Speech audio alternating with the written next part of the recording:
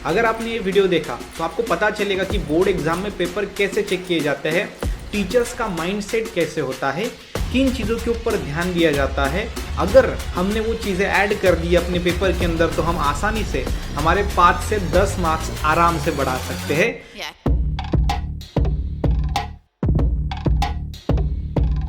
Hello students, कैसे हो आप सभी लोग। स्वागत है आप सभी का बायो स्टडीज यूट्यूब चैनल के ऊपर।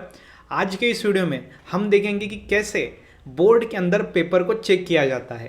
तो आप बोलेंगे सर ये वीडियो देखने से हमें क्या फ़ायदा होगा। अगर आपने ये वीडियो देखा तो आपको पता चलेगा कि बोर्ड एग्जाम में पेपर कैसे चेक किए जाते हैं, टीचर्स का माइंडसेट कैसे होता है, किन चीज़ों के ऊपर ध्यान दिया जाता है। अगर हमने वो चीज़ें ऐड कर दी अपने पेपर के अंदर तो हम आसानी से हमारे 5 से 10 मार्क्स आराम से बढ़ा सकते हैं। क्योंकि आपको पता है आपने कितना भी अच्छा पेपर क्यों नहीं लिखा, सामने वाला अगर चेक करने वाला उसका अगर मूड बिगड़ गया तो वो आपके 4-5 मार्क्स आराम से कम कर सकता है। तो इसीलिए वीडियो ज़रूर देखना।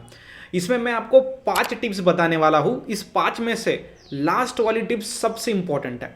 तो सबसे पहली जो टिप है वो देखो कि बोर्ड एग्जाम के अंदर जो आपके पेपर लिए जाते हैं और जो पेपर चेक करने के लिए जाते हैं तो वहाँ पे जो टीचर्स होते हैं वो पेपर को फास्ट चेक करते हैं, क्योंकि उनके पास समय नहीं होता।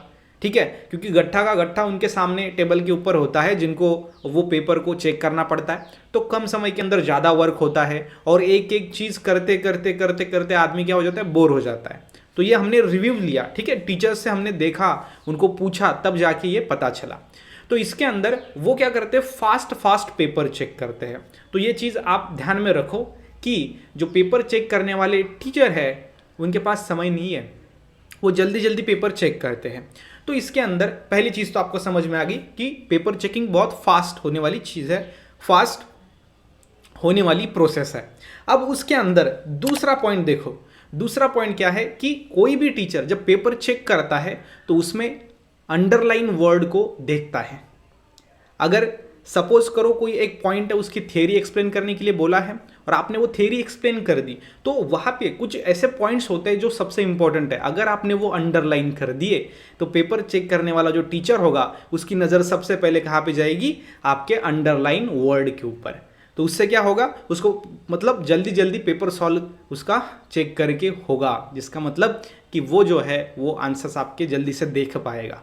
ठीक है, तो दूसरी चीज़ इंपॉर्टेंट ध्यान में रखनी है कि कोई भी इंपॉर्टेंट जब आप थ्योरी लिखते हो उसमें जो इंपॉर्टेंट वर्ड्स होते हैं उसको हाईलाइट करना ना भूलिएगा, उसको हाईलाइट करना ही करना है। उसके बाद थर्ड पॉइंट, तीसरा पॉइंट जो बहुत इंपॉर्टेंट है वो है कि आपकी हैंडराइटिंग कैसी है। क्योंकि जो पेपर चेक करने वाला टीचर है वो आपको नहीं जानता आप कितने होशियार हो, आप कितने वीक हो, लेकिन आपकी हैंडराइटिंग कैसी है उससे ये अंदाज लगा सकता है कि ये स्टूडेंट टॉपर है, एवरेज है या फिर पुअर स्टूडेंट है। तो अगर आपको फर्स्ट इंप्रेशन, वो बोलते हैं ना, you never get second chance to make your first impression. तो आपका सबसे पहला जो इंप्रेशन गिरता है सामने वाले पेपर चेक करने वाले टीचर के ऊपर तो वो गिरता है फ्रॉम योर हैंडराइटिंग, आपका पेपर प्रेजेंटेशन और हैंडराइटिंग। ठीक है, तो इसीलिए जितनी अच्छी हैंडराइटिंग आप निकाल सको उतनी अच्छी हैंडराइटिंग को आपको निकालना है। ये रहेगा तीसरा पॉइंट। ठीक है, ये चीज़ों को ध्यान दो आप इसके ऊपर। अगर आप इसके ऊपर ध्यान दोगे तो डेफिनेटली आपके मार्क्स बढ़ने वाले हैं। ठीक है, अब फोर्थ वन जो है बहुत इंपॉर्टेंट है वो है प्रेजेंटेशन। हैंडराइटिंग और प्रेजेंटेशन में क्या डिफरेंस है सर। हैंडराइटिंग तो आपने सिंपल जितना अच्छी तरीके से आप लिखोगे वो होगी आपकी हैंडराइटिंग। प्रेजेंटेशन में क्या होगा कि देखो, प्रेजेंटेशन में कुछ चीज़ें होती है कि आपने क्या किया है, हर एक नया क्वेश्चन नए पेज से शुरू करना। एक क्वेश्चन होने के बाद दूसरे क्वेश्चन का जब हम आंसर लिखते हैं तो बीच में एक लाइन छोड़ देना।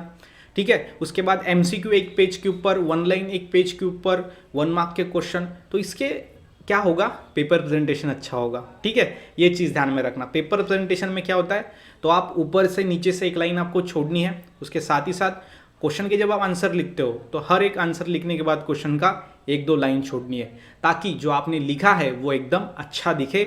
एक प्रेजेंटेशन हम जिसे बोल सकते हैं, वो प्रेजेंटेशन जो है बहुत अच्छा होना चाहिए, ताकि सामने वाला टीचर जो है कंफ्यूज ना हो और आपको अच्छे से अच्छे मार्क्स को दे देगा। ठीक है, ये हो गया आपका फोर्थ पॉइंट। और मैंने शुरुआत में बताया था सबसे इंपॉर्टेंट है लास्ट वाला point, that is 5th number का, और वो है पेपर में आपका जो क्वेश्चंस है उसके जब हम आंसर लिखते हैं तो आंसर आपको सीक्वेंस में लिखना है। जैसे कि section A, section B, okay, या फिर अब सीधे सीधे सवाल है तो पहला सवाल, दूसरा सवाल, तीसरा सवाल आप स्टूडेंट क्या करते हैं, कहीं कहीं पे कॉपी सेंटर पे क्या होता है कि 10 नंबर का सवाल पहले ही लिख देते हैं, उसके बाद 12 नंबर का सवाल लिखते हैं, उसके बाद 20 नंबर का लिखते हैं। तो इसमें क्या होता है, सीक्वेंस उनका आगे पीछे हो जाता है। तो सीक्वेंस जब आगे पीछे होता है तो सामने वाला टीचर तुरंत पहचान लेता है कि ये स्टूडेंट कॉपी सेंटर का स्टूडेंट है, पहली चीज़। उसके बाद वो पेपर को मार्क्स कैलकुलेट करने में उनको तकलीफ जाती है, तो वो क्या करते हैं और डिटेल में आपका पेपर चेक करते हैं। तो की पॉइंट क्या है कि जल्दी से जल्दी आपका आंसर वो टीचर्स को दिख जाए और कम से कम समय के अंदर आपका पेपर चेक होके बाजू में अगर गया तो आपको ज़्यादा से ज़्यादा मार्क्स मिलेंगे। जितनी देर टीचर वो उस पेपर पे रहेगा उतने मार्क्स आपके कम होने की संभावना ज़्यादा रहेगी। इसके कारण आपको क्या करना है, आंसर सीक्वेंस में लिखना है। अब कुछ स्टूडेंट्स बोलेंगे सर अगर हमको कुछ सवाल आते ही नहीं तो फिर क्या करना है। तो अगर आपको 3 सवाल का आपने आंसर लिखा है, 4th वाला सवाल अगर आपको नहीं आता है तो 4th वाले के लिए थोड़ा जगह छोड़ दो, उसके बाद 5th लिखो। इससे क्या होगा, फिर आगे चल के अगर आपको 3rd वाला आंसर मिल गया या फिर याद आ गया तो आप उसको लिख सकते हो। नहीं तो ये जो आपके आंसर्स होंगे ये सीक्वेंस वाइज होंगे, question first, second, third, fourth ऐसे सीक्वेंस में होने के कारण जो टीचर है वो अच्छे से उसको चेक कर पाएगा। और इससे क्या होगा कि कम समय के अंदर आपका पेपर चेक होके बाजू में निकल जाएगा। दैट मीन्स जितने देर टीचर उस पेपर पे रहेगा उतने मार्क्स कम हो जाएंगे, तो हमारा जल्दी हो जाएगा तो मार्क्स भी ज़्यादा मिलेंगे। 4-5 मार्क्स आराम से इसके अंदर बढ़ सकते हैं। आप भी थोड़ा दिमाग लगा के सोचो कि जो मैंने बताया इस वीडियो के अंदर डेफिनेटली वो हेल्पफुल है और आपको मदद करेगा। अगर वीडियो अच्छा लगा हो तो वीडियो को लाइक करना, चैनल को सब्सक्राइब करना। मिलते हैं नेक्स्ट वीडियो में, तब तक के लिए stay happy, stay motivate. Thank you so much.